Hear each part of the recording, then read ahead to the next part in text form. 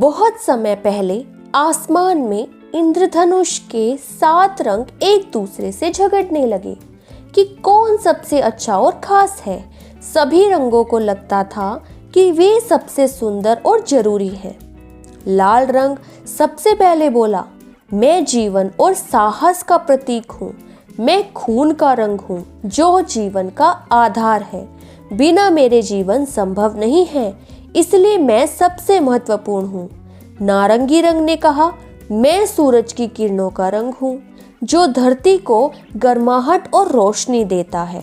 मैं सूर्यास्त का रंग हूँ। लोग मेरी सुंदरता को देखकर खुश होते हैं, इसलिए मैं सबसे खास हूँ। पीला रंग बीच में आकर बोला, मैं धूप का रंग हूँ। मेरे बिना दुनिया अंधेरे में डूबी रहेगी। मैं गर्मी और खुशी का प्रतीक हूँ। फूल और फसल मेरे रंग से चमकते हैं, इसलिए मैं सबसे अनोखा हूँ। हरा रंग ने गर्व से कहा, मैं प्रकृति का रंग हूँ।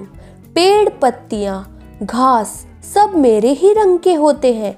मेरे बिना धरती पर जीवन संभव नहीं है, इसलिए मैं सबसे महत्वपूर्ण हूँ। नीले रंग ने धीरे से कहा, मैं आसमान और समुद्र का रंग हूँ। बिना मेरे पानी और हवा का कोई अस्तित्व नहीं होगा। मैं शांति और स्थिरता का प्रतीक हूँ, इसलिए मैं सबसे खास हूँ। इंडिगो रंग ने अपनी बारी ली और कहा, मैं आकाश के गहरे रंग का प्रतीक हूँ जो रात को दिखता है। मैं रहस्य और ध्यान का रंग हूँ, इसलिए मैं सबसे गहरा और महत्वपूर्ण हूँ। बैंगनी रंग ने अंत में कहा, मैं शाही और शक्ति का प्रतीक हूँ। मेरे बिना राजा और रानी की पोशाकें अधूरी होती हैं।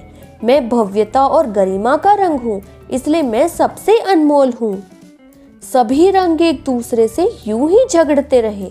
तभी अचानक एक जोरदार बिजली कड़की और आसमान से बादलों की आवाज आई, तुम सब रंग एक दूसरे से झगड़ क्यों रहे हो? क्या तुम नहीं जानते कि तुम सभी एक दूसरे के बिना अधूरे हो? प्रत्येक रंग की अपनी खासियत है, लेकिन तुम सभी मिलकर ही इंद्रधनुष बनते हो। जब तुम सब एक साथ आते हो तभी आसमान में सुंदरता फैलती है। सभी रंग चुप हो गए और समझ गए कि अकेले वे अधूरे हैं, लेकिन एक साथ मिलकर वे संसार में खुशी और सुंदरता फैलाते हैं। तब से सभी रंग इकट्ठे होकर आसमान में इंद्रधनुष बनाते हैं और पूरी दुनिया को बताते हैं कि एकता में ही शक्ति है। इस कहानी से हमें यह सीख मिलती है कि हम सबकी अपनी अपनी खूबियां होती हैं, लेकिन जब हम मिलकर काम करते हैं तो हम सबसे ज्यादा सुंदर और मजबूत होते हैं। एकता में ही शक्ति है।